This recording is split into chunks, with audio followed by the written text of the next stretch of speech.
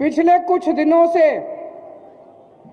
ये राहुल गांधी, प्रियंका गांधी, अमित शाह और मोदी जी, ये चारों मिलके, आपने टीवी में अखबारों में देखा होगा, चारों मिलके कह रहे हैं केजरीवाल आतंकवादी है।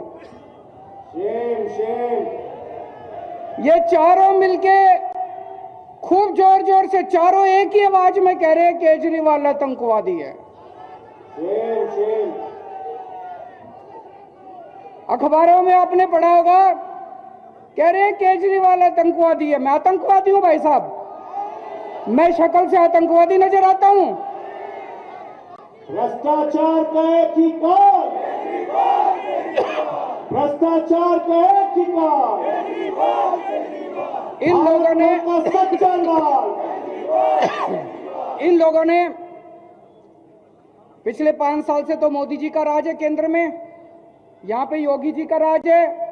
70 साल से देश में कांग्रेस और बीजेपी का ही राज रहा है। इनके 70 साल इन 70 साल राज करने के बाद भी इनके पास एक काम नहीं है गिनाने को, एक काम।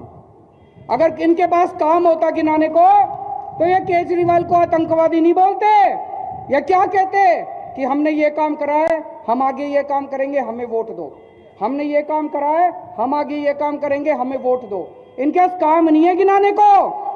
5 साल में, 7 साल में मोदी जी ने एक काम नहीं करा केंद्र सरकार में, योगी जी ने एक काम नहीं करा उत्तर प्रदेश में, कांग्रेस वालों ने एक काम नहीं करा 70 साल में। अब इनको वोट मांगने के लिए क्या कहना पड़ रहा है? केजरीवाल आतंकवादी है। केजरीवाल को आतंकवादी क्या क्या वोट मांग रहे हैं? मैंने क्या आतंकवाद बताओ? कोई आतंकवादी स्कूल बनवाता है दुनिया में? कोई आतंकवादी हो? कोई आतंकवादी अस्पताल बनवाता है? कोई आतंकवादी बच्चों की पढ़ाई करवाता है? कोई आतंकवादी बुजुर्गों को तीर्थ यात्रा करवाता है? कोई आतंकवादी सैनिकों को, शहीद सैनिकों को 1-1 करोड़ रुपए देता है? कह रहे केजरीवाल आतंकवादी है। मैंने इनसे पूछा, मैंने कहा जी मैंने क्या आतंकवाद कर दिया? मैंने कहा मोदी जी को, मोदी जी पिछले 5 साल में, 7 साल में मोदी जी ने मेरे घर पे सीबीआई की रेड कराई, मेरे दफ्तर में सीबीआई की रेड कराई। मैंने कहा आपको कुछ मिला? बोले नहीं मिला। उन्होंने मेरे घर पे इनकम टैक्स की रेड कराई, मेरे दफ्तर में इनकम टैक्स की रेड कराई। मैंने कहा मोदी जी कुछ मिला? बोले नहीं मिला। उन्होंने ईडी की रेड कराई, रॉ की रेड कराई, दिल्ली पुलिस की रेड कराई, सारी रेड करा ली मेरे ऊपर। मैंने कहा जी कुछ मिला? बोले नहीं मिला। तो मैंने कहा फिर? बोले वो एक कवि है, उसके वो बता रहा था कि आप एक कवि है, कोई गाजियाबाद में रहता है कोई कवि, कह रहे वो कवि कह रहा था कि केजरीवाल आतंकवादी है। उसके सपने में आया था, उसके सपने में आया था कि 7 साल पहले मैं उस कवि को ये वो बच्चे समझ गए। वो कहते जी उस कवि के सपने में आया था कि 7 साल पहले मैं उस कवि को कह रहा था कि मैं भारत के 2 टुकड़े कर दूंगा और 1 टुकड़े का प्रधानमंत्री मैं बन जाऊंगा। मैंने कहा प्रधानमंत्री जी मैं कहां भारत के 2 टुकड़े कर दूंगा? आपकी ईडी को नहीं पता चला, रॉ को नहीं पता चला, सीबीआई को नहीं पता चला, इनकम टैक्स को नहीं। मैंने कहा एक काम करो ना, ये सारी बंद कर दो एजेंसी, उस कवि को ही रख लो, वो ही बता दिया करेगा सपने में क्या आ रहा है और सपने में क्या नहीं आ रहा।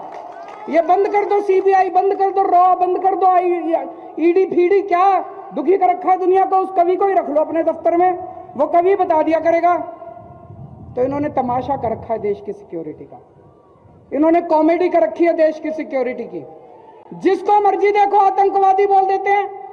कल ये थोड़े दिन पहले जब किसानों का आंदोलन चल रहा था तो कहते हैं देश के सारे किसान आतंकवादी हैं।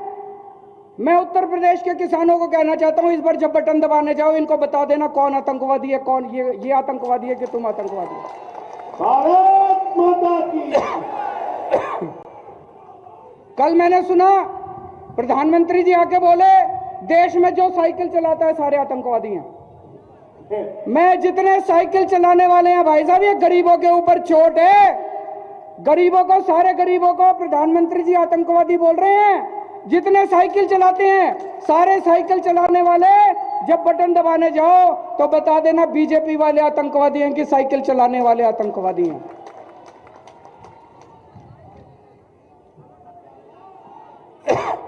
मैं बताता हूं मामला क्या है। आतंकवादी दो तरह के होते हैं। एक वो आतंकवादी होता है जो जनता को डराता है, और एक वो आतंकवादी होता है जो भ्रष्टाचारियों को डराता है। भ्रष्टाचार का ठिकाना। केजरीवाल वो आतंकवादी है जो भ्रष्टाचारियों को डराता है। वो शोले पिक्चर में डायलॉग है ना, जब 100 मील तक बच्चा भ्रष्टाचार करता है तो मां कहती है बेटा सो जा, नहीं तो केजरीवाल आ जाएगा।